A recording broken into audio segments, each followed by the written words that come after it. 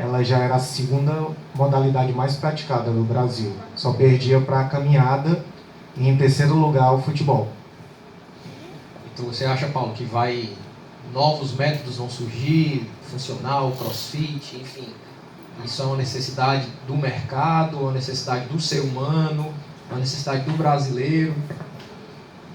Eu acho que sim, mas eu acho que em uma quantidade menor do que há alguns anos atrás. Eu acho que a gente não consegue lutar contra o avanço do mundo de uma maneira geral em relação à sociedade, tecnologia, vários aspectos, né, que a gente está inserido dentro do contexto, mas eu acho que não tanto quanto antes, quando você só tinha a musculação.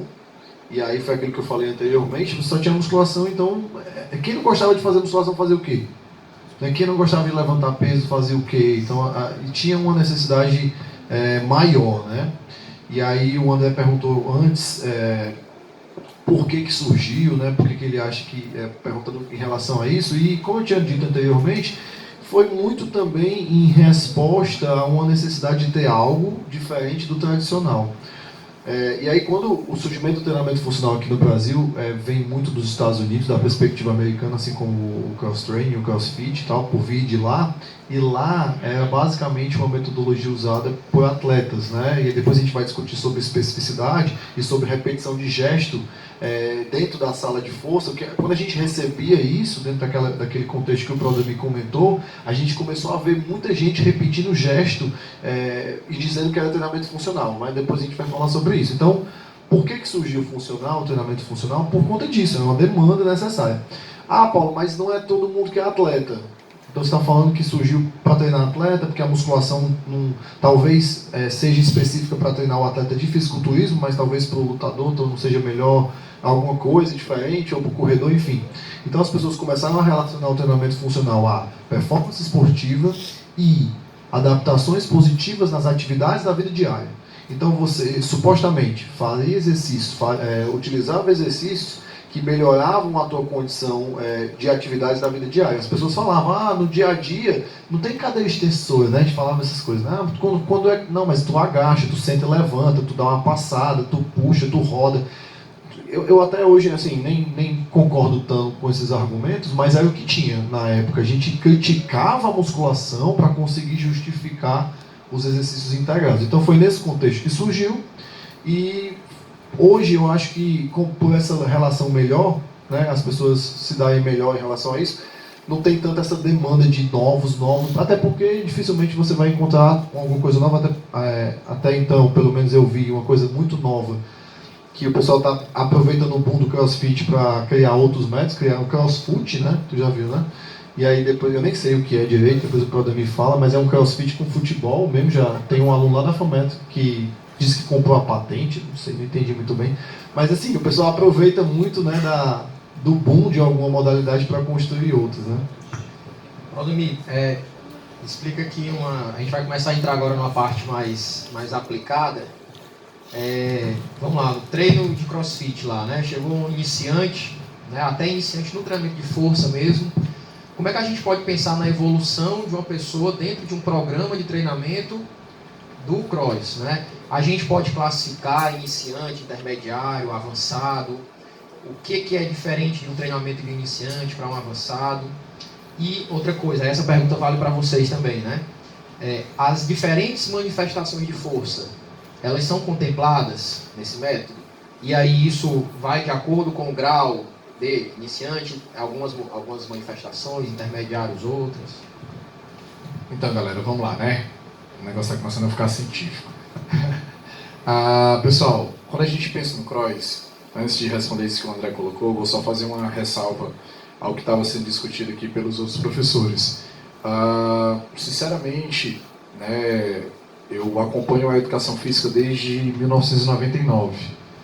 Então são 20 anos esse ano, são 19 anos desde quando eu comecei no meu primeiro estágio, e eu vi muita coisa acontecer, né? E aí eu posso dizer para vocês com um pouquinho mais de convicção que essas três modalidades aqui, elas ficam.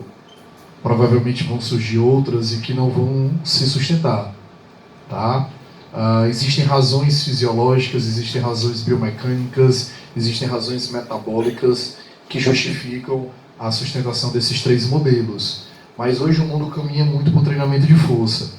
Eu acho que o que vai surgir mais, André, e dando a minha contribuição em relação a isso, eu acho que vai surgir mais dentro do contexto do exercício físico e da educação física, não seria novas modalidades, mas novas tecnologias e a aplicação dessas tecnologias dentro dessas modalidades, né? Então, hoje eu estou em parceria pela Integrar com Curitiba e a gente avalia os nossos clientes da Integrar da consultoria através de eletromiografia, mas eu não uso mais eletromiografia com fio, tá? Então, o meu cliente ele veste um short que tem tamanho PMG.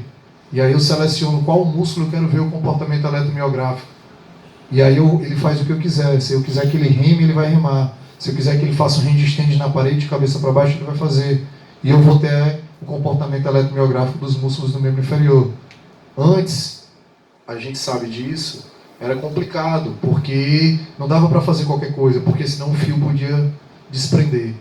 Então, cada vez mais a tecnologia surge, né? Então, já tem uns aparelhozinhos que através de infravermelho eu chego lá e eu encosto aqui na coxa do André, depois que ele fez uma sessão de agachamento, e eu consigo ver como que está a saturação de oxigênio daquele músculo.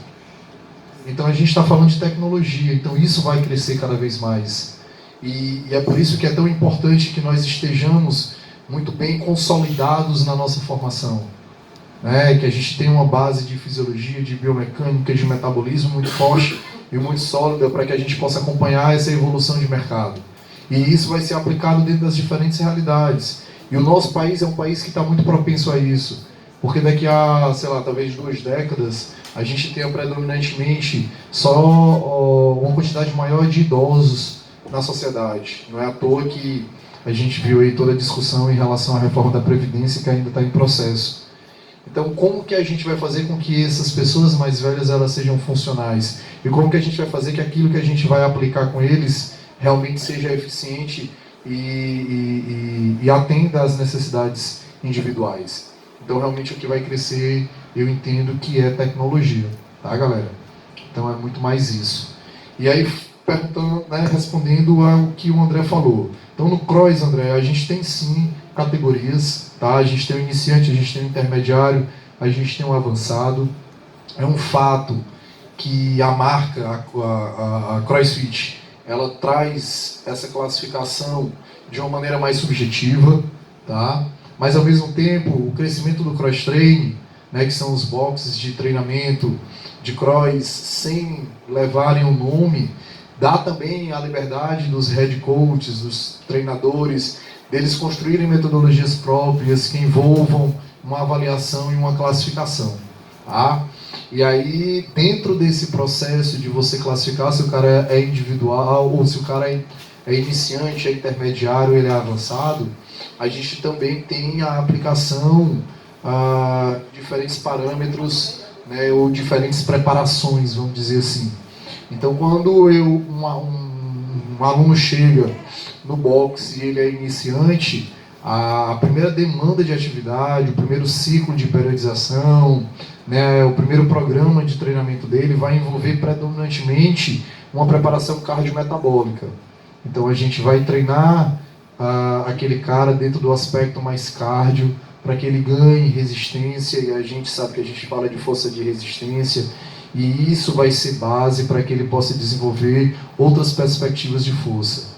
No momento que esse cara chega no nível mais intermediário e a gente começa a introduzir técnicas para os movimentos do levantamento de peso olímpico, por exemplo, a gente está começando a falar de força potente, né? E a gente começa a ter as variáveis das forças sendo aplicadas dentro do cross. E quando esse cara domina o movimento e tem um bom coração, tem um bom pulmão, e ele já consegue segurar ali um odd de 10 minutos, de 9, de 12 minutos, né, rotacionando, rodando, a gente começa a ter aí a constância dos movimentos e, consequentemente, a gente começa a melhorar, a aproximar esse cara no sentido de mais força resistida, e aí quando a gente começa a aplicar testes de força, a gente começa a encontrar níveis de força máxima que são maiores.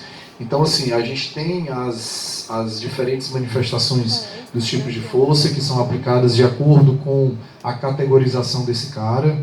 É um fato que essa categorização ela ainda é muito individual de cada box, tá? Então não existe uma sistematização. Então, o cara chegou no cross, eu vou avaliar ele assim. E essa avaliação vai me dizer se ele é iniciante, intermediário ou avançado. Realmente isso ainda não existe, tá? Então cada box está sistematizando a sua maneira, a sua forma para fazer essa determinação, e algumas funções elas precisam ser construídas em paralelo a essa identificação, essa classificação, né?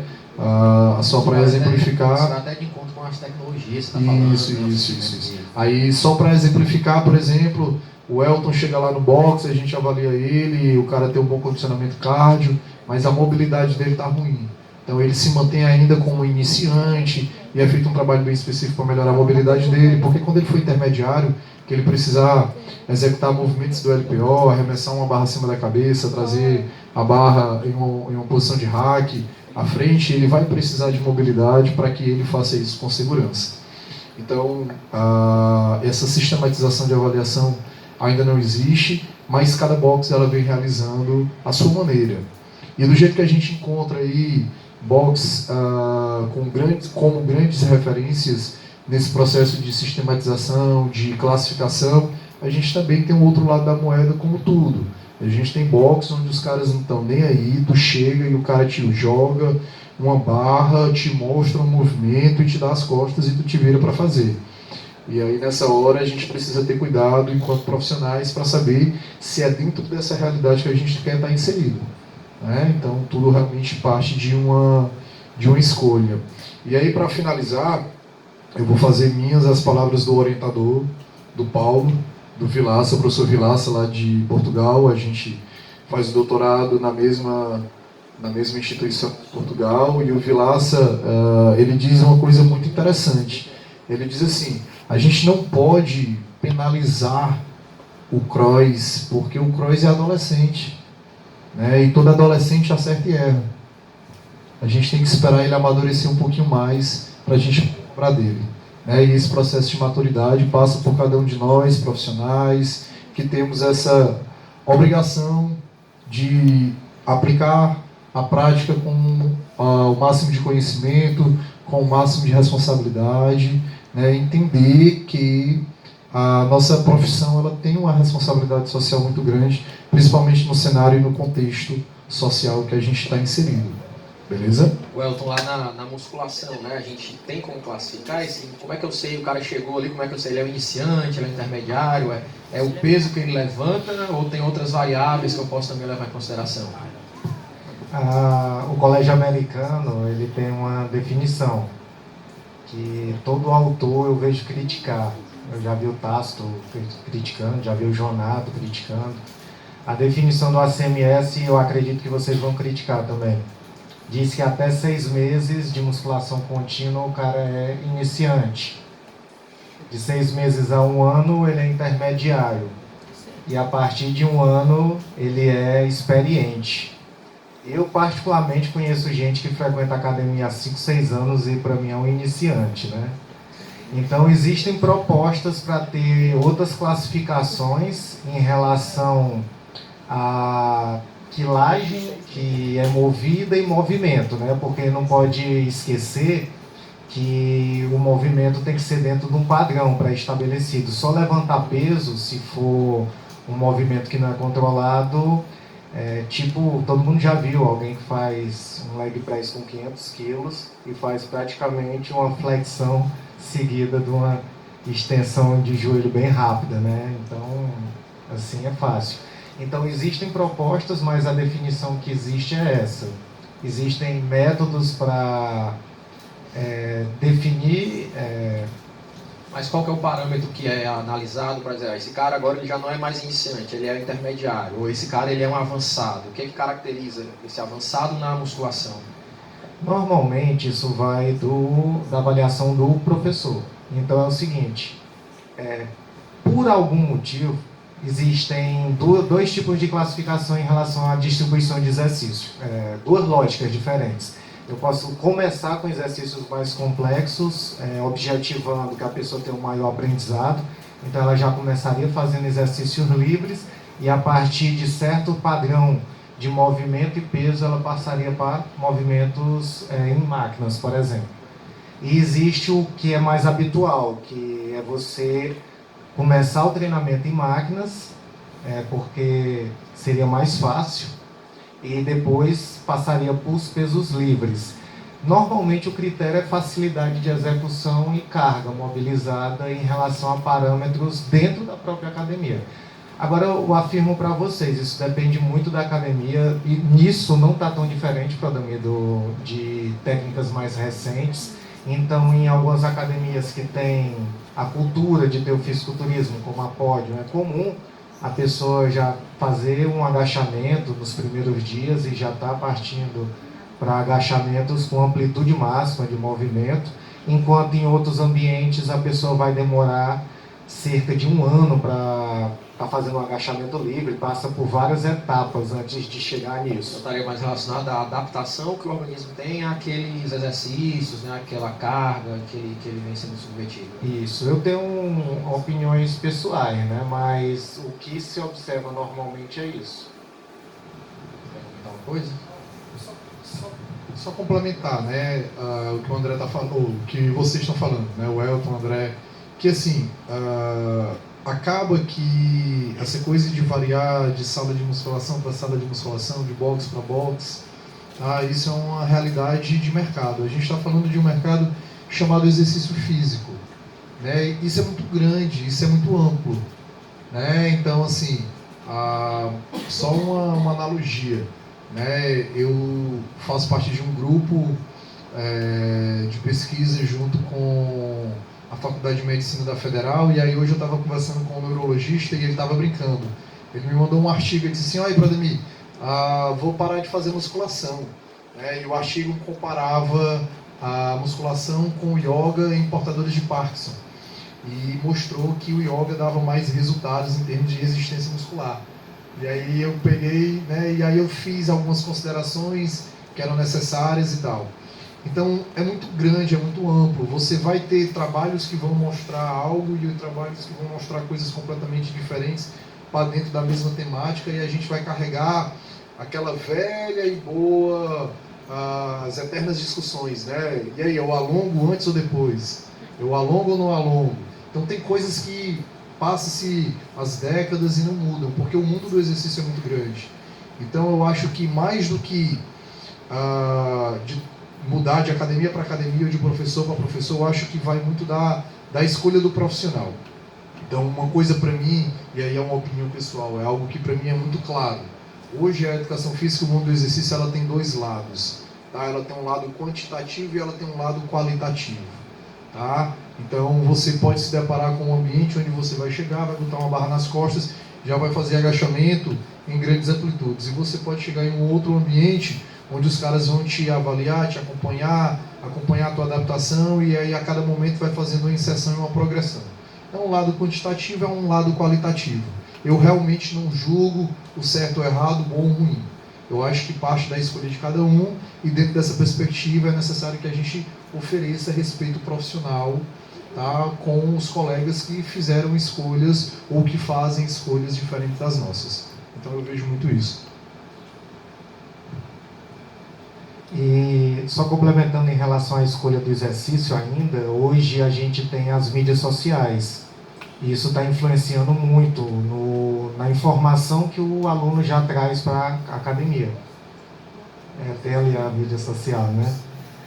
Já está influenciando muito na informação. Então, muitos alunos já chegam com um determinado tipo de movimento, com determinada série, com um determinado padrão já estabelecido.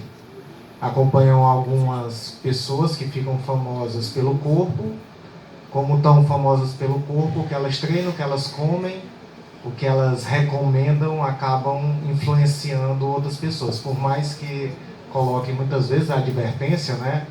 Eu sou acompanhado por tal pessoa, eu Pode olhar, quando, vou citar um nome, a Graciane Barbosa, por exemplo, ela diz que é acompanhada pelo Xandão. Não, mas é só meramente quantitativo. Se você é o personal dela, ninguém sabe, né? Pois é.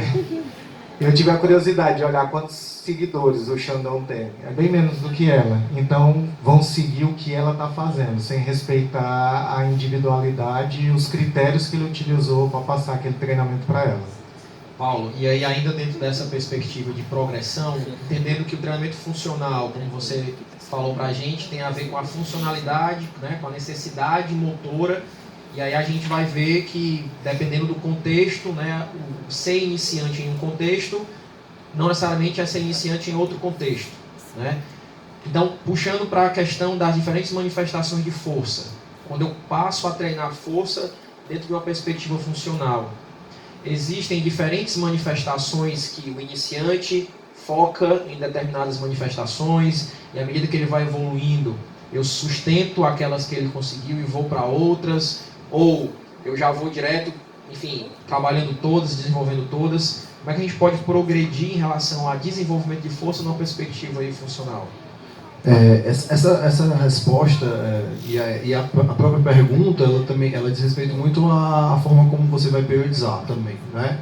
Então, eu, particularmente, nessa discussão de iniciante, intermediário e avançado, não vejo com preocupação a ausência de critérios, porque isso é algo individual, você não tem como fazer isso mesmo, entendeu? Então, assim, se o cara como o André acabou de falar na pergunta, às vezes ele tem um nível iniciante em uma determinada característica física e avançado em outra, então não é pelo tempo que isso vai funcionar, enfim. Então, eu acho que o CrossFit talvez precise disso por conta das competições, né? Então, talvez eles precisam fazer e aí tudo bem, né? Porque tem uma justificativa, pô, eu preciso competir com todo mundo do mesmo nível e eu até sei que dá confusão, né? Porque às vezes o cara diz, fulano de tal tá competindo no iniciante, mas ele não é e tal. Mas como ninguém pode definir, então, porque não dá para definir, né, pessoal? Então, a questão cada indivíduo deve ser acompanhado de uma maneira que as progressões aconteçam para ele. Em relação à valência física, existe uma prescrição tradicional de treinamento que eu acredito que seja válida, que a gente fale aqui, que serve para tudo, que as valências físicas elas tendem a se alternar ao longo do tempo, né, isso dentro de uma perspectiva linear, ou elas podem se alternar ao longo de um período. Então, dentro de uma semana, dentro de um mês, você pode treinar várias perspectivas ou várias capacidades da força. Normalmente, um cara iniciante não chega no estúdio, no box, na academia e vai treinar força explosiva, do nada, de repente, no primeiro dia, né? Primeira semana. Então, normalmente, por uma questão de organização e sobrecarga, você começa com uma valência física que normalmente acaba sendo a resistência de força e vai alternando isso ao longo da evolução do indivíduo, que talvez entre nessa discussão de o que é intermediário e o que é avançado, e conforme você acredita, nos parâmetros que você estabeleceu para aquele indivíduo que ele evoluiu, você alterna. E a tendência é que as articulações, os músculos, o sistema nervoso esteja mais preparado para que ele consiga aguentar mais carga, ou para que ele consiga suportar uma velocidade de execução mais alta. Então, o princípio é básico, para todo mundo aqui é o mesmo. A tendência a ideia é preparar o cara, teoricamente, suportar um pouco menos de carga no início, um pouco mais de volume, por conta de uma necessidade de preparação articular, estrutural, e depois conseguir colocar peso ou conseguir executar o movimento com a velocidade mais alta. E aí na musculação vai ser assim, no CrossFit vai ser assim, no treinamento funcional vai ser assim. E isso se você tiver, como o Claudemir falou, uma pessoa que entende treinamento, que está conduzindo esse processo. Então, em relação à valência, André, eu acredito que seja isso. A relação da valência com o nível de treinamento do indivíduo é que normalmente o suposto avançado é aquele cara que pode treinar com mais carga ou pode treinar executando o exercício a uma velocidade mais alta, que a gente mudaria então da resistência de força para força potente ou força explosiva e para força máxima. Tá? Deu para entender? A força máxima ela seria um ponto final, assim, o último? Ou ela... É outra coisa que depende, né? Assim, para algumas pessoas, talvez em um determinado momento, talvez o cara precise ganhar força máxima para alguma coisa. Então a força máxima seria o ponto final, mas para outros indivíduos não. O ponto final é a força explosiva. Então, dependendo do que seja, quem é aquela pessoa, qual é o objetivo daquele indivíduo. Outra coisa, só um detalhe rapidinho, uma coisa muito legal que o CrossFit e o treinamento funcional, não exatamente nessa ordem, nem sei exatamente em qual ordem, eles trouxeram para o mercado, é que o André está puxando esse gancho das valências de força, e vocês têm que entender por que ele está fazendo isso. Porque quando você fala de musculação, a gente sabe, vocês sabem que as adaptações, quem é aluno do Elton aqui sabem disso perfeitamente bem, sabe que as adaptações hipertróficas, elas não obrigatoriamente precisam passar por todas as valências de força, né? Ou seja, para tu hipertrofiar, tu não precisa ganhar força máxima, certo? Ou pelo menos assim, né, para aumentar as tuas cargas de treinamento, indiretamente sim, mas diretamente para tu aumentar teu músculo, tu não precisa passar pela força explosiva, por exemplo, tu não precisa treinar pliometria, levantamento olímpico. E existia aí uma necessidade de mercado ou um gosto pessoal por também treinar outras valências físicas, né? Na musculação você varia os estímulos, é importante, volume e tal, intensidade, mas poucas pessoas faziam levantamento olímpico, poucas pessoas faziam treinos de força máxima na musculação, porque a gente sabe que para o cara que quer estética, emagrecimento e hipertrofia, eu não precisava disso. Então só esse detalhe, tá, para contextualizar.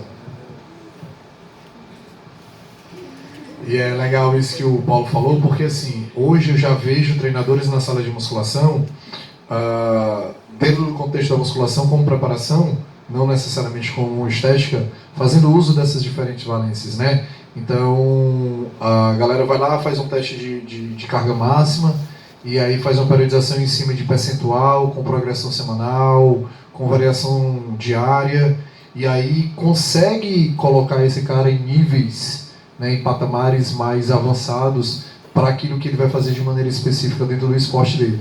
Então, só para fazer um adentro, eu tenho um atleta em Teresina, ele é um atleta de triatlon, e eu faço a programação dele de treinamento, a preparação física não específico, e aí eu comecei a fazer o acompanhamento da evolução dele dentro do treinamento de força e fazer uma transferência disso para o esporte dele, que era o triatlon, né? E aí na primeira competição a gente teve uma puta de uma resposta, e aí ele participou de uma prova de 25 km de corrida, e aí ele ficou em primeiro lugar, e ele correu no pace médio de 4:05, 25 km.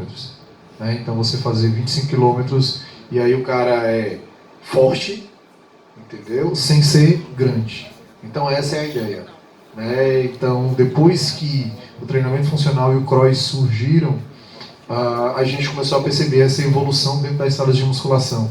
Eu acho que isso foi uma forma de levar a ciência para dentro do ambiente, que eu acho que faltava. Mais ou menos isso. A gente vai já entrar nessa área do esporte, né, da transferência direta para o esporte, mas antes eu queria ainda ficar um pouco nessa área fitness, né, ou seja, hipertrofia e emagrecimento. É óbvio que eu não vou perguntar para o Elton e para o Prodami se crossfit e musculação, hipertrofia ou emagrece, né? Não é uma pergunta que a gente precisa fazer. Mas primeiro eu vou perguntar para o Paulo, né, e depois eu quero que eles dois complementem, porque entendendo que o treinamento funcional ele desenvolve funcionalidade, e entendendo que hipertrofia, ou seja, um braço muito grande, um nível muito alto de definição muscular, talvez não seja uma funcionalidade fisiológica, né? Não é funcional, não é fisiológico um braço muito grande, um braço muito hipertrofiado. Mas aí vem a minha pergunta. Um indivíduo que faz esse treinamento funcional, pensando nessa transferência para as habilidades motoras, ele pode emagrecer? Ele pode hipertrofiar? Isso é dependente do método, é dependente de outros fatores? Eu posso dizer que é possível a pessoa treinar o treinamento funcional, mas com o objetivo de emagrecer, de hipertrofiar? Acho que sim, tá? Sendo mais objetivo aqui, eu acredito que a gente passou por esse processo já. Na época, o treinamento funcional não era ligado a objetivos estéticos, como o André falou, né? Existe aí um pensamento que pensa da forma como ele disse, que determinados níveis de hipertrofia talvez não sejam tão interessantes por conta da movimentação, enfim. A gente não vou nem entrar nessa discussão, Mas é fisiológico, né, pessoal? A fisiologia, ela rege os processos de treinamento, principalmente a fisiologia do exercício, independente de onde é que você esteja treinando, que se você tiver as condições adequadas naquele local, você pode emagrecer ou pode ganhar massa muscular. Então, no treinamento funcional, sim, é possível. E eu vou falar mais ainda para vocês, né? Não estou aqui, né? Não vou falar, não tem nada a ver com o Paulo Gentil que eu vou falar, tá? O Elton é muito amigo do Paulo Gentil. Mas, mas no treinamento funcional, mesmo que você não usasse exercícios isolados, você podia hipertrofiar, né? Então, assim, a resposta hipertrófica, o Elton sabe disso melhor do que ninguém, é uma resposta sistêmica, é uma resposta hormonal, depende de vários fatores. Então, não tem nada a ver com treinar um músculo só. Logicamente que é importante, né, por conta de alguns outros fatores, mas você pode emagrecer, pode hipertrofiar. E outra coisa que eu pego no gancho do André, eu acredito que isso não... Você pode fazer tudo isso e ainda conseguir melhorar uma determinada funcionalidade. E nós não vamos entrar nesse mérito, mas tem a nutrição, né, que talvez contribua aí significativamente para esse ambiente hormonal que você está falando, né? Aí eu venho aqui pro Elton e pro Prodami, né? A gente pode dizer que musculação e cross, né, em comparação com a abordagem mais contextual do funcional, eles são melhores para hipertrofiar e para emagrecer. Então, um cara me contrata para eu ser personal dele, ele quer hipertrofiar. E aí eu tenho essas 3 ferramentas de trabalho. Eu posso dizer que essas são as melhores opções ou eu vou com ele, né? Ou não, né? Ou isso independe de outros fatores. Certo. Hipertrofia. Hipertrofia é o aumento das unidades contráteis, certo? Primeiro vamos definir onde é que está acontecendo o processo. Eu tenho hipertrofia habitualmente, porque recentemente me mostraram outras coisas. Habitualmente eu tenho mais actina e miosina. Eu estou produzindo mais actina e miosina, certo? Primeira consideração, o corpo é altamente econômico.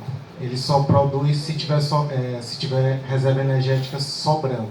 Segunda consideração, descobriram há coisa de 5 anos que eu não tenho uma hipertrofia uniforme. Eu posso ter uma hipertrofia proximal ou distal. Dependendo do exercício que você faça, prestem atenção nesse detalhe, dependendo do exercício que você faz, o mesmo músculo ele pode ter uma hipertrofia mais proximal ou mais distal. Outro ponto, que aí eu vou me meter um pouco na resposta do Paulo, não no sentido de mudar o que ele disse, mas talvez de alinhar com o que eu estou contextualizando. A hipertrofia hoje é vista também como uma reorganização dos ângulos de penação do músculo, e cerca de 2/3 dos nossos músculos são penados. O ângulo muda, mecanicamente o músculo fica mais eficiente, então necessariamente sem aumentar nada no volume dele, ele está mais forte. Ou melhora a função. Então, isso. Pegando o gancho do que ele estava falando, se eu tenho uma determinada função onde eu preciso, na fase de extensão máxima do meu quadril, ter um isquio na sua porção distal, com ângulo de penação modificado, é capaz do treinamento funcional proporcionar isso. É capaz de ter essa adaptação. Se eu falo só de hipertrofia a nível de objetivo estético, né, que é procurado por 90% dos praticantes de levantamento de peso, de musculação, então, com certeza, sem falar mal do meu amigo Paulo Gentil, a gente pode ter benefícios em todos os movimentos, multiarticular, monoarticular. Mas uma vez que a gente entende que a musculação, o foco ali é a musculatura. Eu faço uma cadeira extensora porque o meu foco é a musculatura que está fazendo a extensão do joelho. Pensando dessa forma, não é correto dizer que, pensando em hipertrofia, a musculação ela é que talvez vá dar mais hipertrofia? Porque ela é um treino focado no músculo. Com certeza. Não. É a mesma coisa. Eu acho que não tem muito o que discutir isso, na minha opinião. Se você pegar qual é o atleta que é mais forte esteticamente, maior, que tem músculos mais hipertrofiados, são os fisiculturistas, não é? Eu não conheço nenhum fisiculturista competitivo que pratique outra modalidade que não seja musculação. Eu não conheço. Você vai ter ganho estético fazendo cross-trainer, você vai ter ganho estético fazendo zumba, você vai ter ganho estético fazendo corrida, vai. Vai porque tudo vai da percepção do seu sistema nervoso central. Um estímulo inicial que ele não é adaptado, ele pode trazer adaptações hipertróficas. Quem nunca correu, o cara pode fazer um agachado com 300 quilos. Se ele nunca correu e ele inventa de correr 3 quilômetros, ele fica com um desgaste muscular do jeito que ele não fica na sala de musculação. Por quê? Porque foi o inédito que foi apresentado, o estresse que o sistema nervoso foi induzido. Quanto mais estresse, mais aplote de unidades motoras. E o cross? O cross a gente pode dizer que é uma modalidade interessante para hipertrofia? Vamos lá, né? A primeira coisa, eu acho que as 3 modalidades elas promovem hipertrofia. Como foi dito antes, quando a gente fala de hipertrofia, a gente fala de um conjunto. É uma resposta metabólica, né? O treinamento é parte disso.